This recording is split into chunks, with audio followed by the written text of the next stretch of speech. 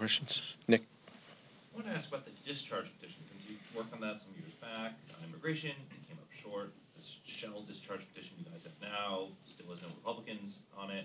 Does this say anything about the limits of this particular procedural move? I think that's super insidery. For questions for this room, thank you for bringing up my failed discharge attempt as well, Nick. I appreciate it. I'll have to seek some more help talking about that. Look, I think it is one tool. Leader Jeffries has said this is one tool that we are considering in order to pass our national security priorities. At the end of the day, the American public is focused on us doing our job. They see the United States Senate working through a process over the weekend in a bipartisan way and voting up or down on a bill, and people having differing viewpoints on both sides of the aisle. That's what they expect. That's what they expect out of their leaders. That's what they should expect out of their House, out of the House of Representatives. I think what's changed, though, to your question is so few people, I think, on the other side of the aisle are willing to tell their leadership no.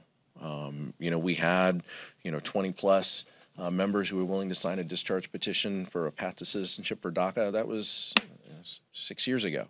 The environment's changed a little bit, and it has always been, for the better, to work together. And so finding our Republican colleagues who are committed to funding Ukraine, committed to funding humanitarian aid, committed to funding our closest ally in Israel, that's what we're searching for. And to the extent they want to work with us, we're happy to find a way to work together with them.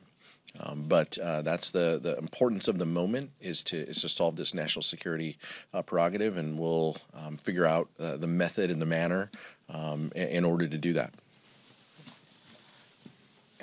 So instead of sort of focusing on the process, I just want to talk a little bit about the substance of what is happening.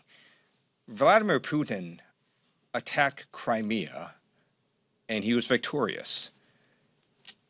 He attacked again. He attacked Georgia, and he was victorious. He then attacked again. If he is victorious in Ukraine, he will attack again. And at that point, it's going to cost the U.S. even more money and potentially risk our men and women in our armed forces. It should not be lost on people that Donald Trump basically said that Russia should invade Europe. I didn't say that. He said that. It's on video. And I can tell you, Vladimir Putin is listening to that. That's why it's so important that we make sure Vladimir Putin is not victorious in Ukraine. And the simplest way to do that is for Speaker Johnson to simply let us vote. Let us vote on this supplemental national security bill. It's going to help America. It's going to prevent future conflicts, and simply give us a vote.